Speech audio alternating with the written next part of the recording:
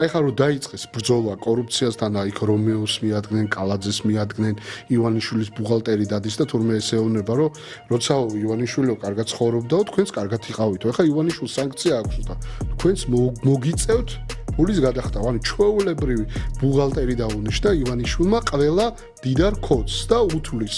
აი რამდენი იშოვნა და ჩემია ის ფული. 3 მილიარდი ეგერ გაჩერებული მაქვს და ის 3 მილიარდი კოცების გამო დამოიღოს ივანიშვილმა, იმიტომ რომ ნაცების აღარაფერი აღარ არის და თავისუფალი მოქალაქეების აღარაფერი აღარ არის ამ ქვეყანაში. ჩვენ რუსთაველზე ვართ, პროტესტს ვაგრძელებთ და 5000 ლარიან ჯარიმებს გვიწერეთ და თვითონ მდიდრდებიან და ეხლა ზუსტად ეს ხალხი არის ჩობჯენში ივანიშვილთან. მათ აქვთ ივანიშვილთან ეხლა პრობლემა და ხალხს მიმართავ ეხლა თქვენთვის პრობლემაა ივანიშვილი. კი, პრობლემაა, იმიტომ რომ ამ ამბავს ვერ წამოიღებთ კრიტიკულ მედიაში, ჯერ აიყო კრიტიკული მედია და ისეც ერთი დახურეთ დანარჩენი დახურვის პირასაა. აი ეს სივრცე დაგვრჩა ჩვენ, სადაც თავისუფლად ვლაპარაკობთ. მოდით ბატონო და ილაპარაკეთ სიმართლე.